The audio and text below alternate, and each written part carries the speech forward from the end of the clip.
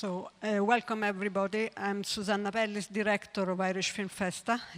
Irish Film Festa is an annual festival of Irish films which has been going on in Rome for the last 12 years.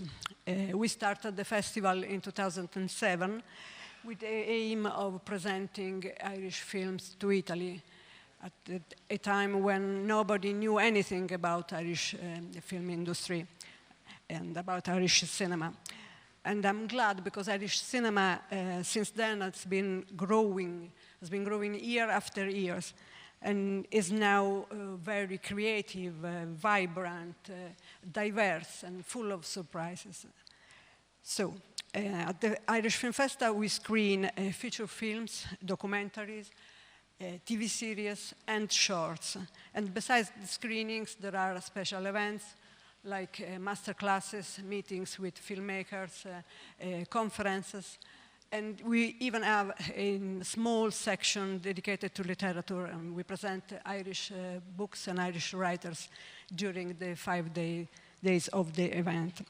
And the festival is non-competitive, except for shorts, because for shorts we have a small competition. That means we accept submissions, and I've been receiving an average of 100 entries in the last few years, which is great for a small, non-commercial, low-budget festival as we are.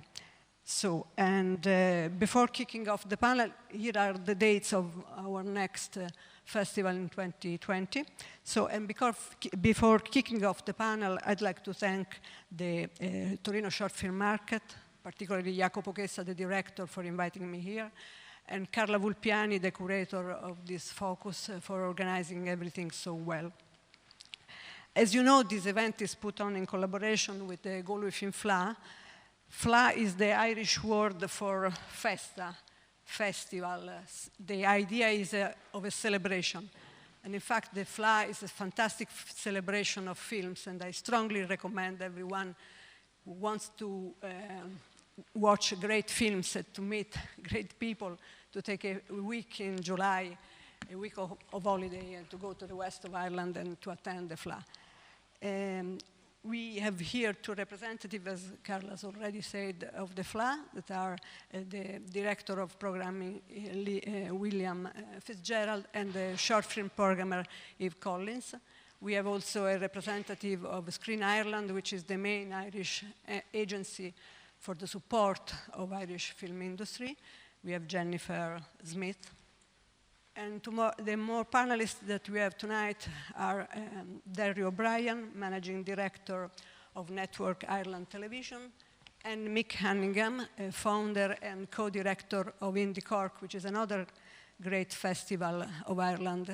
It's, of course, based in Cork, and it's focused on independent films and music. They both have a great deal of experience with programming and distributing shorts, so I'm sure we'll hear from them a lot of interesting tips.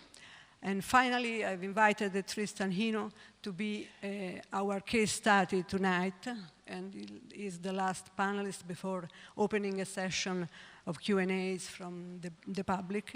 And he will speak about his experience. He's an actor, he's a writer and director, and has already directed 3 shorts, or 4.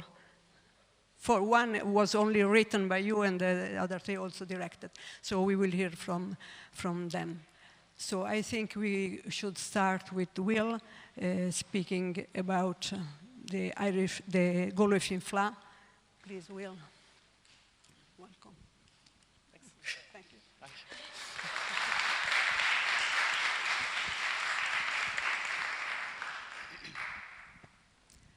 So first of all, I would like to hear from an introduction of yourself and how you ended up working at the FLA? Sure. I studied film in Galway. There's two film schools there. It's a city with quite a rich film heritage anyway in the first place. As far back as the late 1800s, people like Robert Flaherty shot Man of Arran there. It's a UNESCO city of film. So there's all kinds of filmic connections. I studied there. After graduating, I went straight from college to working for the Galway Film FLA, where I programmed short films for a number of years. And then from there, kind of worked for different festivals over the years, in freelancing capacities, programming, publicity, things like that, until I managed to work my way up to the program director job, and that's where I am now.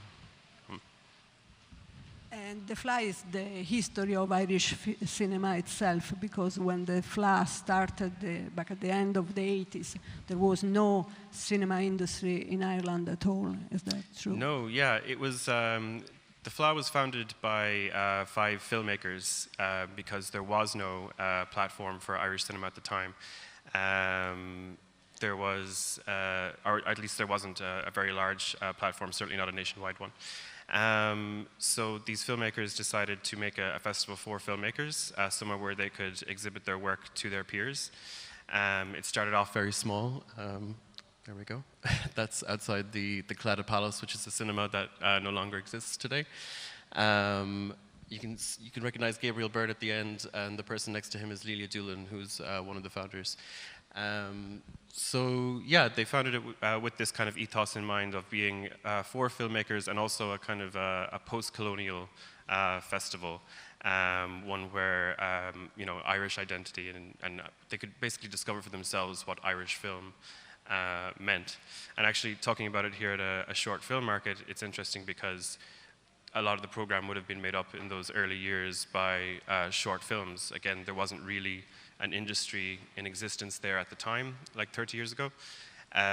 So they dived into the archives. There wasn't even a properly functioning archive at the time. A part of their goal in exhibiting short films was to encourage the government to give money to create a properly run and funded archive. And so, yeah, it was made up of a lot of short films at the time. And Michael D. Higgins, the president of Ireland, was very supportive of the FLA at the beginning when he was Minister for Arts and Culture. And he helped to found the Irish Film Board, now Screen Ireland. It was actually, I might be getting my timeline confused, I think it was dissolved at the time that the FLA was founded, but then in 1992 it would have been reconstituted by Michael D. Higgins again. And again, we would like to think that the FLA actually played a bit of a role in that as well by promoting the caliber of Irish cinema. The FLA and the industry have kind of grown in tandem with one another over time, over the past 30 years. Not only in terms of exhibiting film, but also by hosting a marketplace where Irish filmmakers can meet their peers as well to try and get films made. I think they've sort of grown together over the past 30 years. What I think is peculiar of the FLA is also the intimacy, the relax that you can experience by attending it. You can just walk through the city and meet everyone, or go around the corner of the main venue and at the rowing club. You can tell why. Yeah, I think it's reflective of Galway City. Very, very small, intimate, convivial. It also is very reflective of the 5 filmmakers who founded the festival and their way of working with people. We don't do red carpets, we don't do sort of gala events or anything like that. The question always comes up, particularly when it comes to asking sponsors and funders for money. But how about you do this and you could have a big, what about this celebrity and bring that? But it's never been about that. It's more about the filmmakers, it's about the people, it's about talking to one another.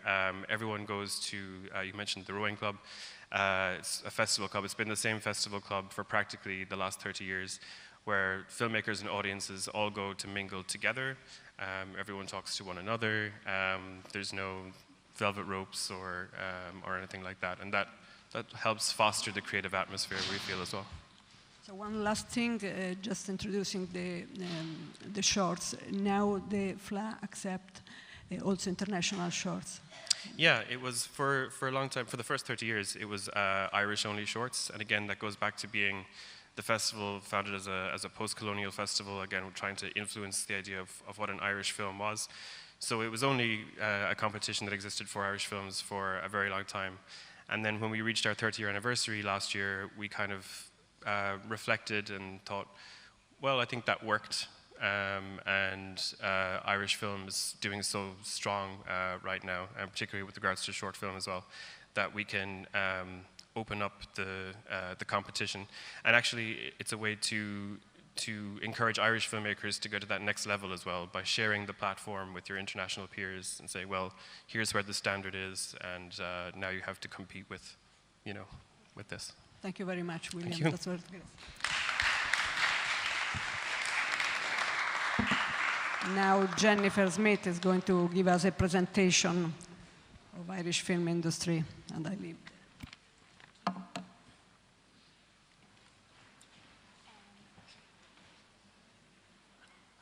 Hi everyone, I'm Jennifer from Screen Ireland. So I'm the production and development coordinator for Screen Ireland. So I work across projects from early development stage through to production and into distribution.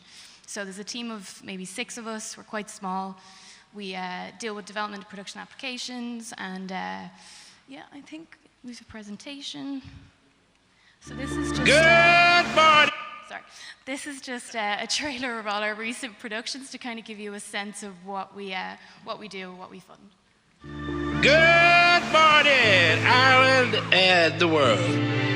Deep inside your arms, it's a new day. Maybe the chance to change your life only comes around once or twice. Deep inside your arms, it's a And now you just push down on the clutch. With your foot, sorry. We are going deep tonight.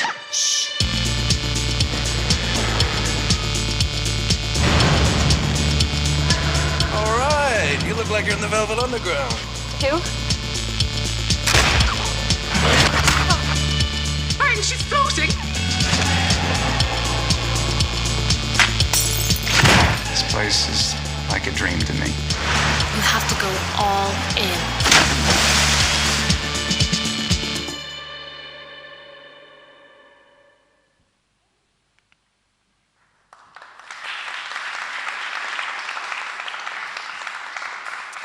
So that just gives you a taste of some of the stuff we work on. So these would be kind of examples of large-scale productions that have come into Ireland to shoot here. So we like to encourage kind of projects all the way from The Quiet Man through to Braveheart, Saving Private Ryan, Blake Lively's most recent project, The Rhythm Section, filmed in Ireland recently. And we're also very proud that Star Wars used us as a location. So, exactly. These are some of our Irish productions. So these are created kind of through from development to production mostly by Irish talent on screen as well as off. So some things like Brooklyn, The Favourite, Young Offenders, they'd be the kinds of projects we fund. We've also capitalized on the huge television market that's growing at the moment. Global demand for projects like Penny Dreadful, Vikings, which is just recently finished. We also launched our own production fund for TV this year, and our first project was Sally Rooney's Normal People, so we're adapting that for TV with Element.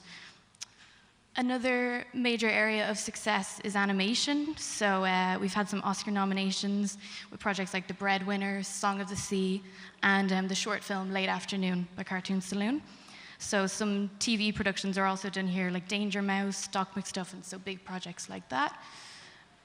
VFX is also a huge business in Ireland. A lot of projects come here. They might not have shot here, they might not have got funding in Ireland, but things like Martin Scorsese's The Irishman would be a huge one where the VFX was done in Dublin but not filmed there.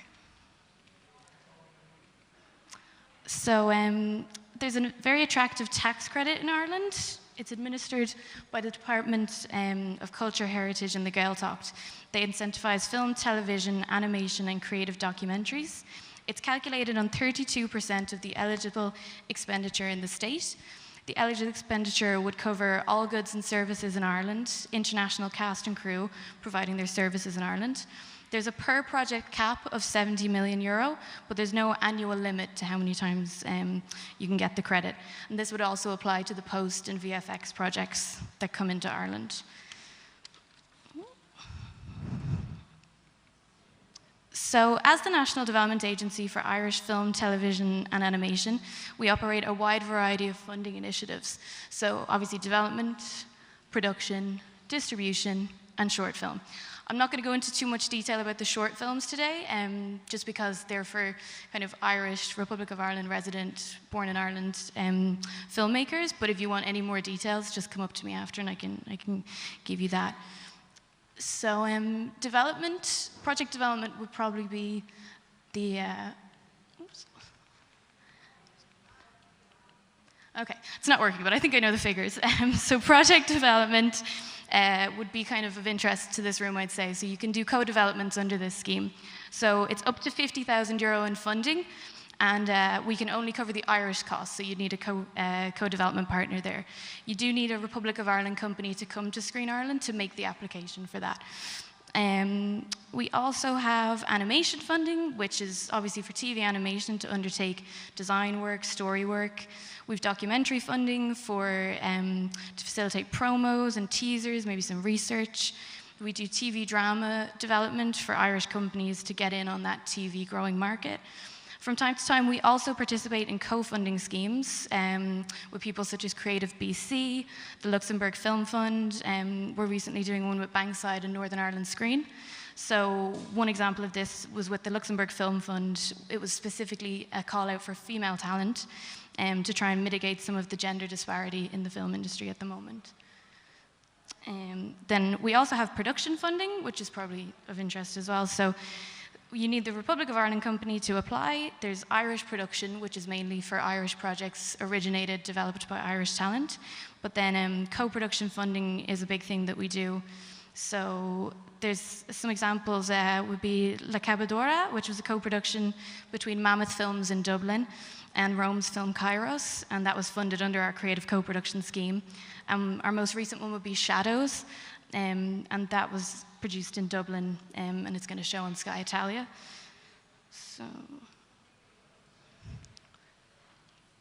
So gender and diversity is a huge area Screen Ireland are working on at the minute. I think I'm out of time, am I? Yep, okay, sorry, I didn't get through most of that. But if anyone has any questions, just come up to me at the end. Thank you.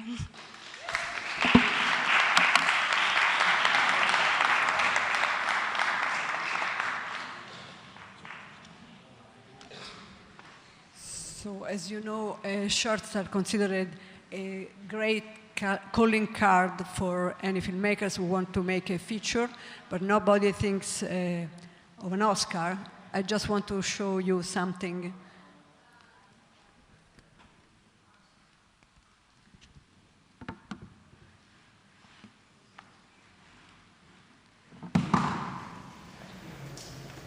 I'm sorry, Mr. Donnelly. But your wife passed away at 3 o'clock this morning. The whole point of it was to see if I liked it or to see if I wanted to do it, I guess, just for myself. And I guess I realized that I did. You run off your feet, yeah.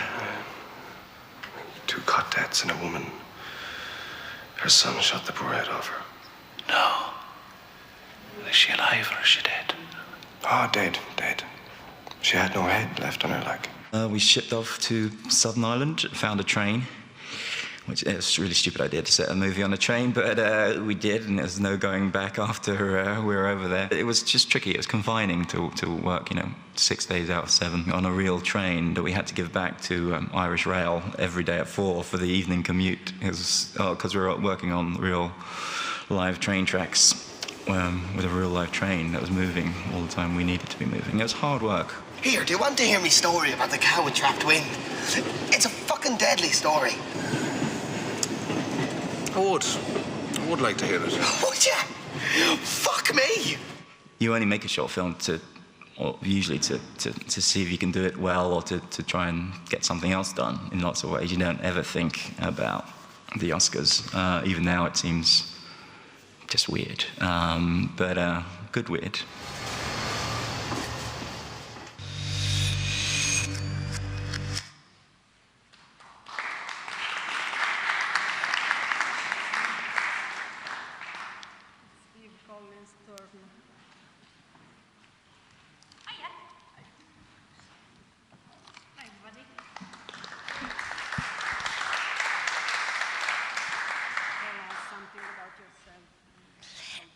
Okay.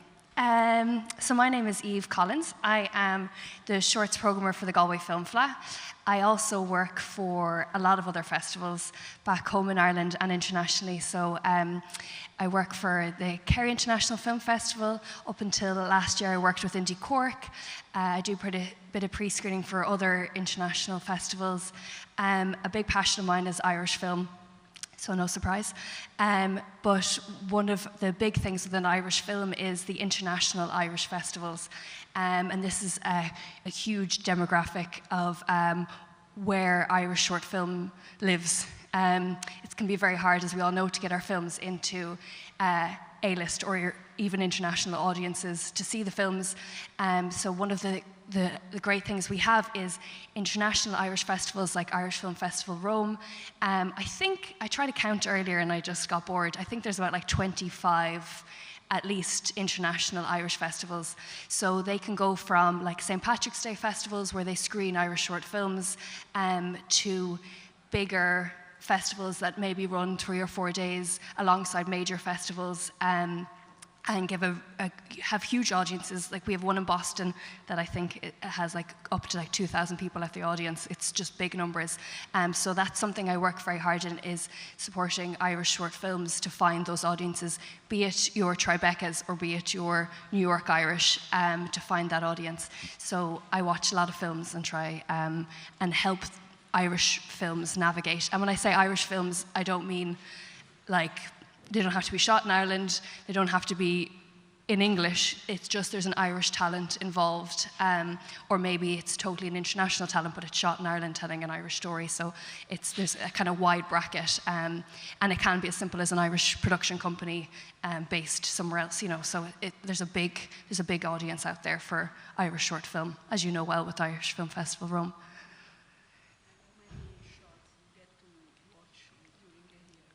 How many shorts do I get to watch during the year? So the Fleadh probably gets just under 1,000, and then I'd say with my pre-screening work, lucky enough I get to work with Encounters Film Festival in Bristol and South by Southwest, so I probably watch easily another 1,000 there, and then for the other festivals probably another 2,000. So I'd say 4,000 international, and a good half of that is just Irish short films as well. So as a country, we make a lot of films, which I don't know if it's a good thing or a bad thing. Some people have different points of this as like environmentally, is it good that we're making this many films? Or are we, you know, there's a discussion there to be had. But yes, as it is, we make a lot of films, a lot of very good films, and a lot of, it's a great country for testing and trying stuff out and having a safe space. Because we have so many festivals within Ireland, we have 3 Oscar qualifying festivals, and then we have each, I'd say, I'm kind of guessing, but nearly every county has their own festival. So you'll have the Louth Film Festival, and it might have a small audience of 20 people, but it's 20 very loyal people. And then places like Cork, where they have 2 major festivals that support very different identities. So there's just a big, and that's for Irish and international talent. So I forgot my point, but yes, there's a lot of space for films. And we're a nice filmmaking community and a festival community, and I think that comes from Irish people being storytellers and poets, and kind of that like that, what we say, crack of like that communal atmosphere of doing stuff. So I think that kind of plays into it, if that answers the question at all.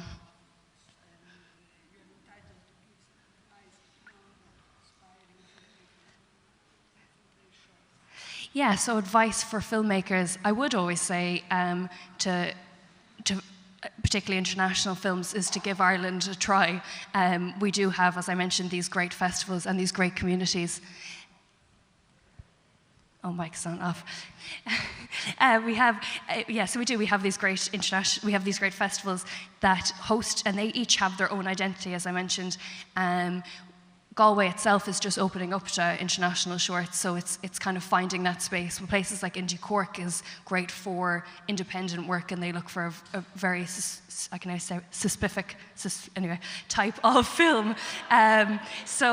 So yeah, there is. So I would advise people to look up Ireland and see. And then the other thing is yes, it's rainy and can be kind of grey, but it's a beautiful country to come to and to network and meet people. And it's a real, as I said, a safe space for creatives. So I would highly recommend it. And finding production co-producers and going from there. At the FLA, you program also shorts from Northern Ireland. I would spend a word because the Northern Irish industry is also blossoming. Yeah, definitely. So there's always that awkward, is it British or is it Northern Irish or is it Irish or who cares? If you want to be Irish, you can be Irish today, and if you want to be British tomorrow because you want your BAFTA, you can go for that. I'm not gonna stop anyone from deciding what they want.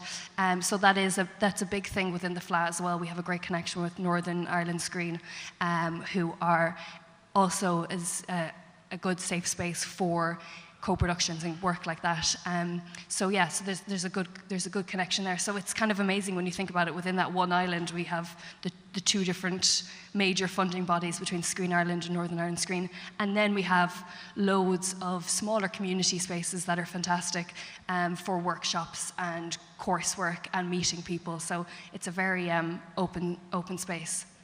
One last question. We are already running out of time, but do you think there is a space for experimental avant-garde shorts? Definitely. I think we're getting better, and as Jennifer mentioned there, I think diversity in film, I think we are getting better for it and opening up what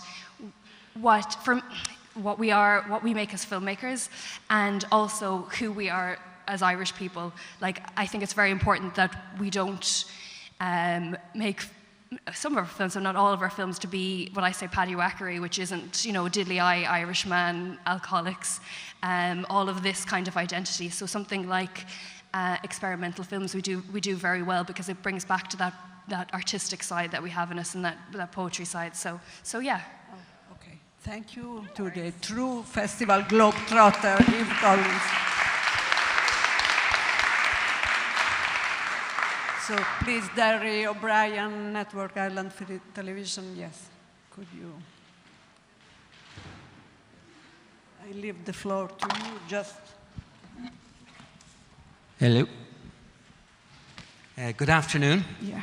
Do you want to ask me a few questions? Yes, just okay. Rebini, who you are and what you do. I want just to introduce you by saying that you were so forward-looking to acquire the very first Lenny Abrahamson short film, Tree Joe, a black and white short, so that is...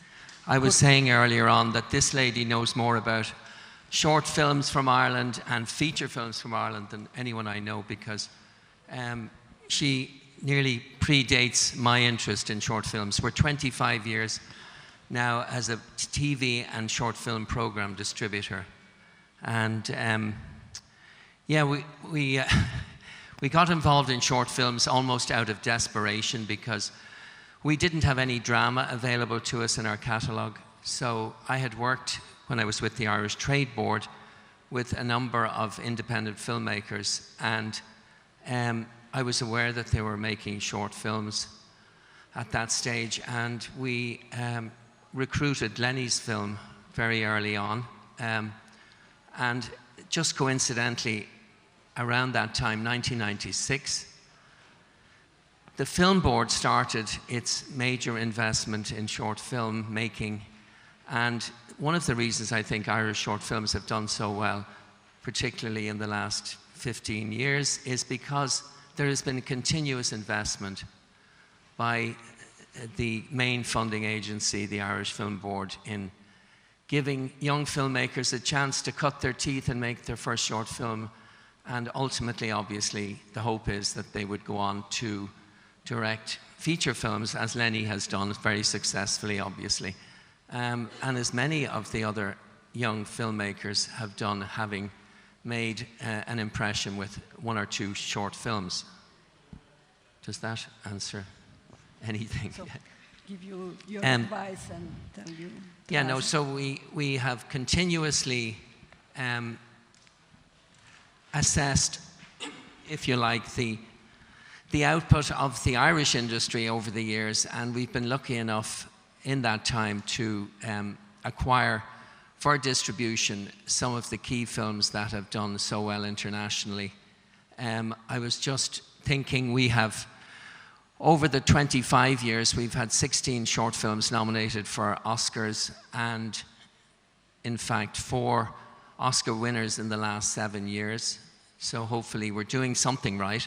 But of those 16 films, 10 of them have been Irish shorts, like The Crush, Pentecost, Boogaloo and Graham, which is a great comedy.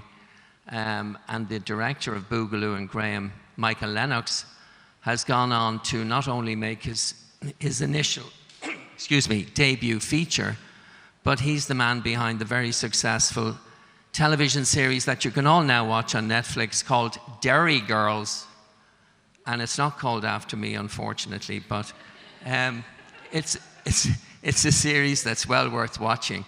So, I mean, that's why I think it's so important that young filmmakers get to cut their teeth with short films. And, you know, if they have the potential, it will be recognized, and they hopefully will be able to go on from there to make not just feature films, but obviously now more and more, as Jennifer was saying, doing television series. There's so many Irish filmmakers who are now making some serious dramas, like the lady who made Sea Fever, Nessa Hardiman. I was only talking to her at Christmas at the Screen Producers Ireland reception, and I casually said, because we'd repped several of her short films, and we loved them, and I sort of casually said, what have you been up to? And she said, oh, I've been away making TV drama. And I said, oh, really? What sort of TV drama? And she said, well, I made 3 episodes of Westworld. I said, what? Westworld, like $2 million, $3 million an episode? She said, yes, very modestly. And some other major series. So that is now the area of opportunity for many young filmmakers, which possibly wouldn't have existed 10 years ago.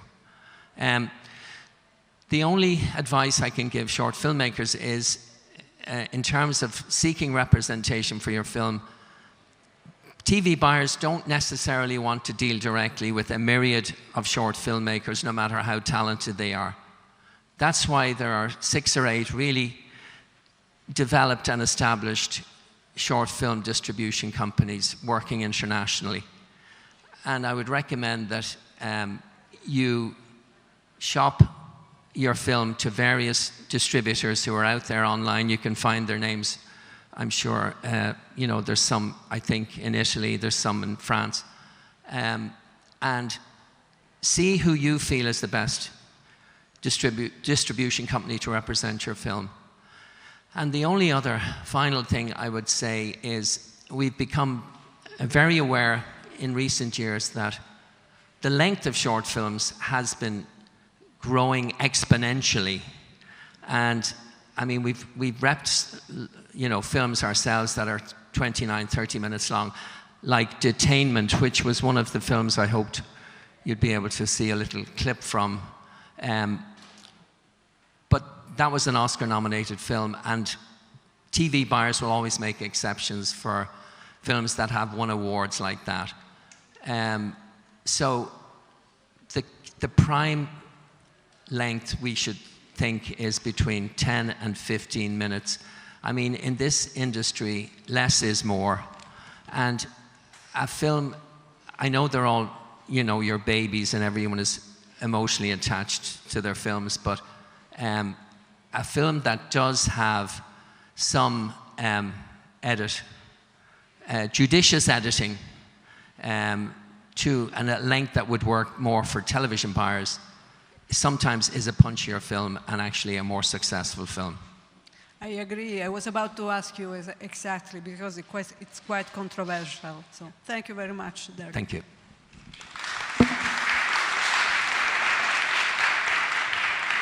So please, Mick, it's your turn now. So Mick Hanningham, founder of many things, I think, in Ireland, and now co-founder and co-director of Indie Cork, which is a celebration of indie film and music. But you also say that the aim of your festival is to promote short film as an art form.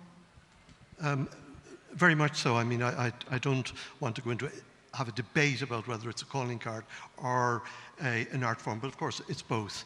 But it's also it seems to me, the research and development department of the film industry. It's where we see new forms of filmmaking.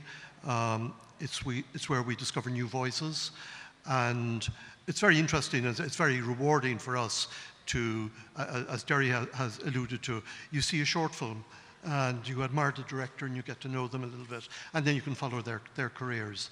So I think short films are terrifically important, but also events like this and festivals such as Galway, Indie Cork and others are really important in the ecology of the film industry.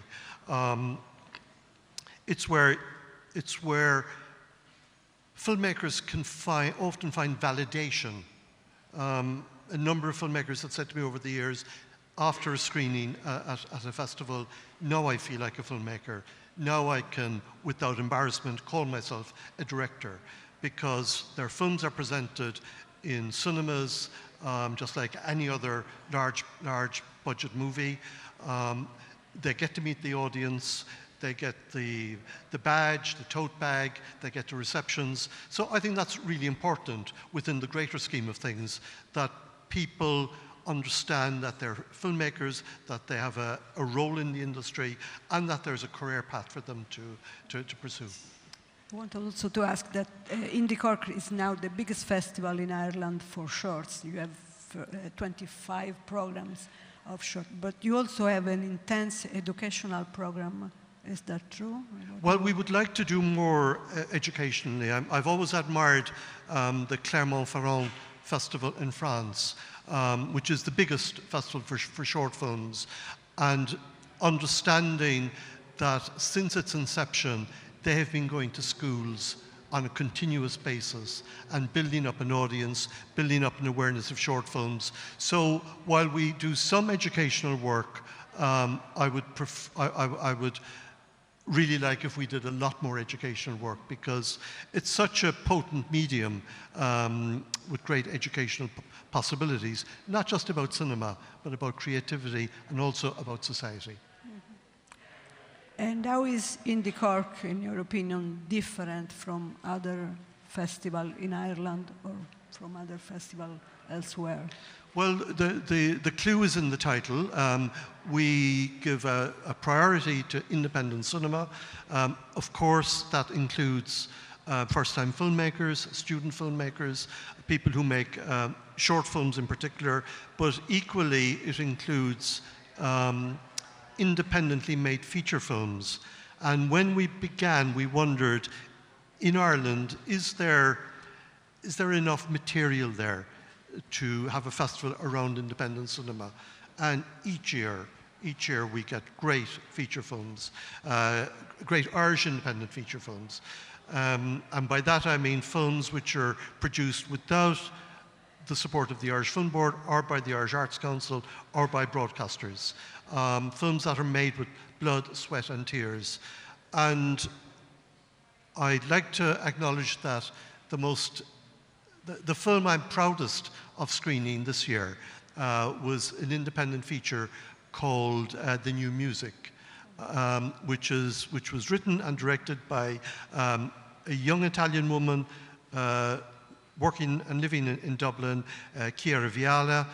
She's from some hours down the road, Imperia.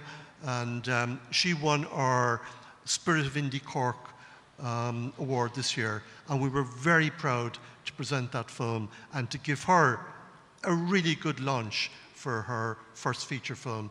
Wonderful screening. People came from Brazil, from North America, from the UK and across Ireland to see, and from Italy, of course, her family, to see that film. Great screening. And so to give independent filmmakers an opportunity to present their films just technically and in terms of presentation in the same way as any big budget movie. I think that's important. You have to work on the audience as well for meeting that goal. It's normal. I think that is the challenge. The challenge is matching audiences to films and finding audiences for films. But there's something about the dynamic of a festival where audiences are more open, are more willing to experiment, and the opportunity to meet filmmakers, of course, is very important, and to have that discussion, because too often we go into a cinema, we see the film, we go home again. So the importance of meeting an audience and meeting filmmakers, but also the importance of film directors and producers to meet each other in a social setting, vitally important, because it's those networks. One of the programmers here, Massimiliano, who I've known for many years because he like myself, have worked in short films. What I didn't know about Massi is that he's also a composer. And he did the music for a Cork short film, which we screened at Indie Cork. So those connections, Massi met Sean Brannock, the director, at a festival abroad, and so there was some collaboration. So when you go to festivals, there's an opportunity not just to establish friendships, but to establish productive relationships with your peers. Thank you. Congratulations.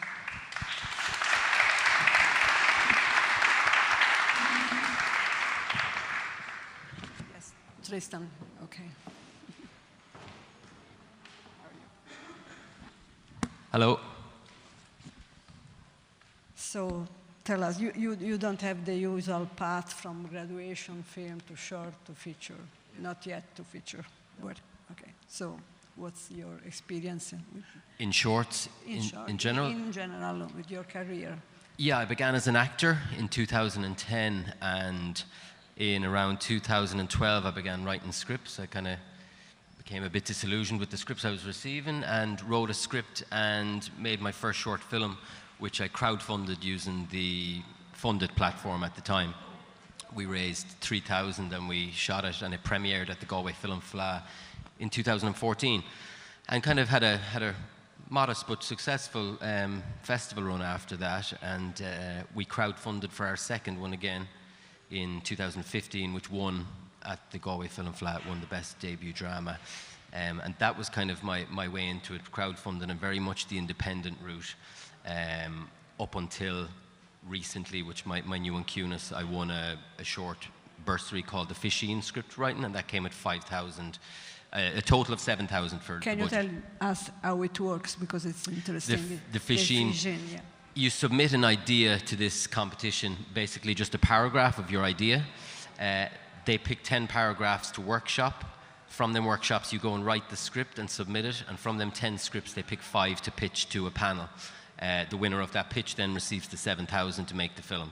So that was how my new film, Cunis, we saw a trailer for it here earlier, was made. We can watch the trailer. We'll Yes, watch the trailer. We can watch Could we play the small trailer clip? of Cunis. Thank you.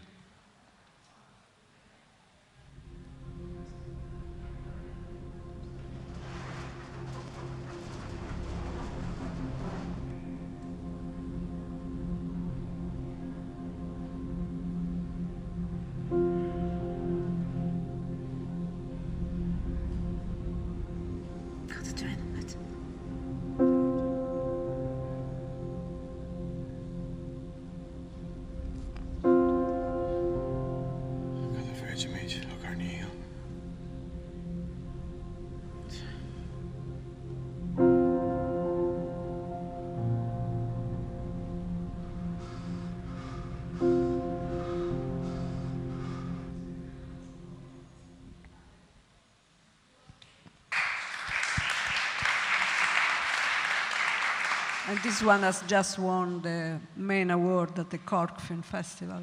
Yeah, it just on Sunday it won the top award at Cork. So.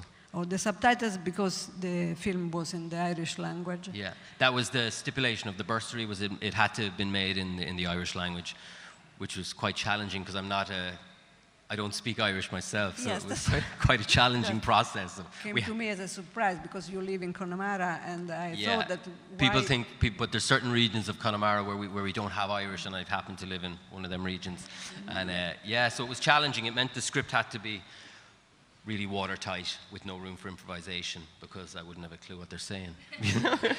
So it was, yeah. And so. Do you want to add something about? No, it's okay. Okay. No, because what I think it's you are a very sensitive director. What I've seen from your shorts is that you use a lot of human feelings, like the same tools that you probably use as an actor, so working on feelings. And you have always a great cast in all your films. You have had fantastic actors because you are a fan of your colleague as well. Yeah. I think all the stories are very personal in some way to me. They're either experiences or things I've witnessed with people close to me. So I always want to they're very Irish stories as well, but they're always very personal or personal to someone very close to me. And I think being an actor, working with other actors, and I've always tried to work with actors who I've admired, and just I love work. That's one of my favorite parts of it is working with actors, and just because I know how they feel they need to be protected and trust the trust that you need from an actor to get the best from them. So it's one of the best parts I think of directing for me, and I think you are writing a feature, so I hope good luck because I'd like to watch a feature with your fantastic actors. Maybe in about 5 years you'll see it.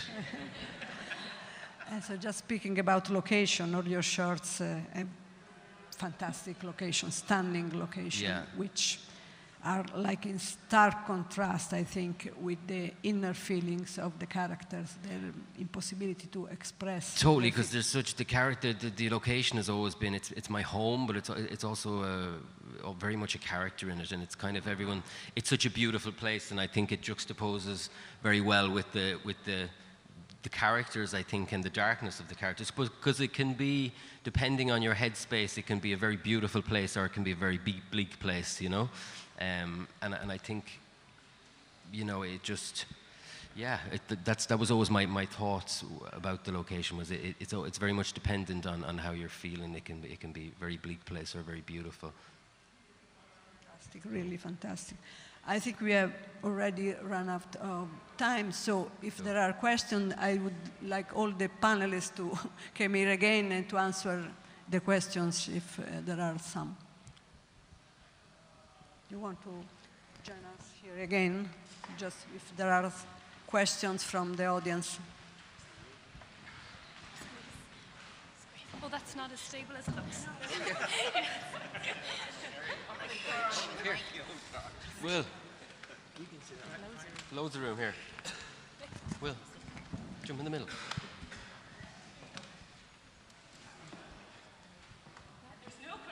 There's no question. Somebody has to have a question. We got one. The only one. Thank you. Okay. I just wanted to know, what do you think a collaboration with Italian filmmakers and producers can give to you in terms of creativity? Who wants to answer? Who's going to answer? Is the question, what can an Irish and what can an Italian collaboration bring to an Irish film? Yeah. I suppose we're looking for diverse stories from lots of people, and creative co-productions are always a good way to kind of grow skills in both countries' industries, or maybe it's, you know, multiple territories working on a film together. You know, we can all learn from each other and use each other's kind of... Ireland is a great landscape for films, so, you know, we always encourage people to come and shoot here, and we have great crews. And I know Italy is the same, so I think co-productions can kind of increase, yeah, it can be good for both countries. And I think sometimes an outside perspective of Ireland is really important as well, and an interjection of something new, because we like any country, we do start to repeat the same stories and the same locations, and sometimes a fresh set of eyes can make like a huge difference. And you notice that in films when they're quite tight-knit productions companies, and they're kind of working fantastically again in producing films, but when there's somebody comes in from the outside with, and I think of Italian film as well, I kind of think of maybe a slower, more brooding film than some of the Irish films. We have the brooding part down, but maybe not the slow pace. So there's definitely always space for collaboration and a different set of eyes, even, or the other way around, for Irish people to come here and to make films until there's so many opportunities. So I think a fresh pair of eyes would be my takeaway from that. I once heard Bono opening an exhibition by an Italian artist whose name escapes me, I'm afraid. And what I remember from that is he said that an Italian is an Irishman in a suit. So perhaps there are affinities cultural affinities between us, which may help in terms of collaboration.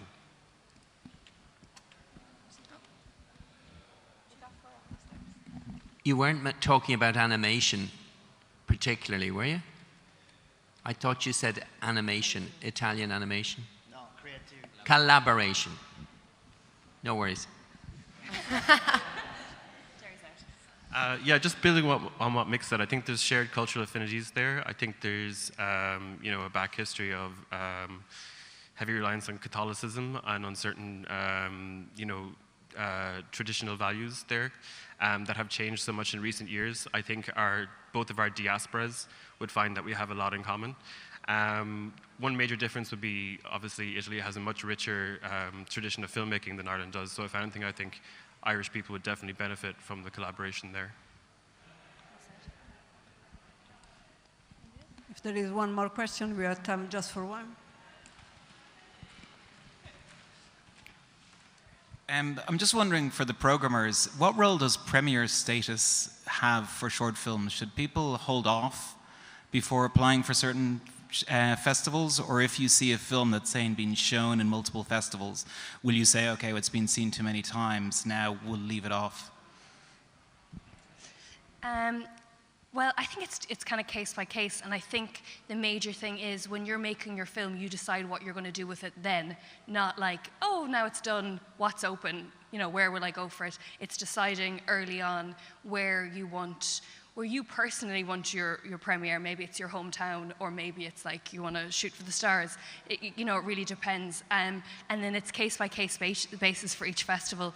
And some festivals it'll be quite clearly there that if you want to be in competition.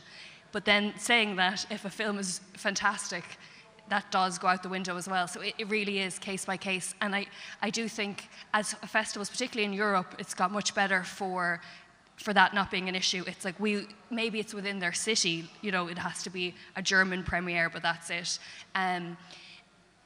So it is getting better for opening it up, because really the main thing is, and I think for filmmakers, it's you just want to see your film to be shown.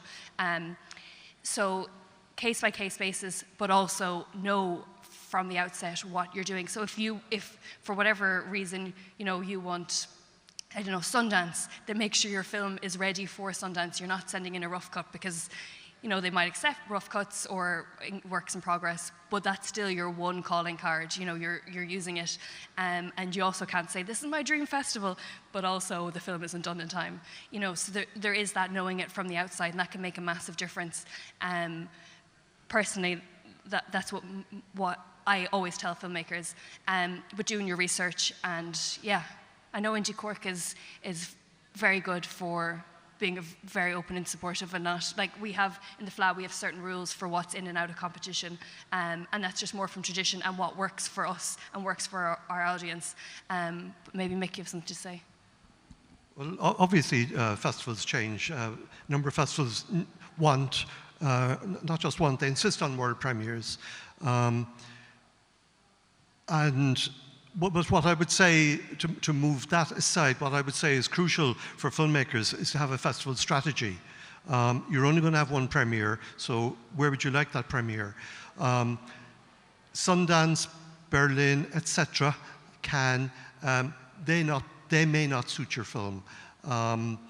So sometimes a smaller festival where you get to meet all the team, you can get to meet the projectionists, all of the guests, etc., may be more appropriate for your film.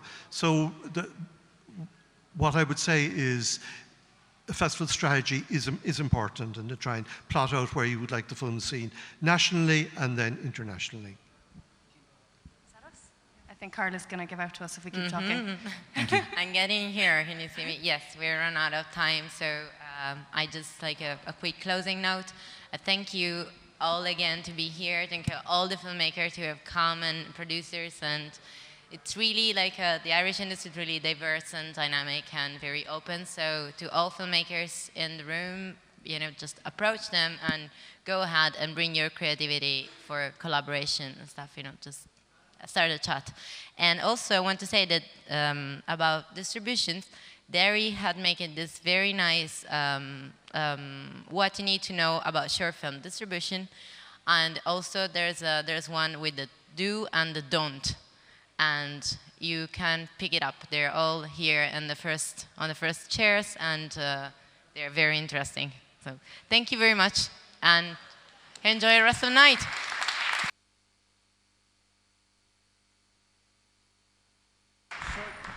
Short film submissions for the Galway Film Festival will open in January, and marketplace submissions will open probably February or March. Good to know.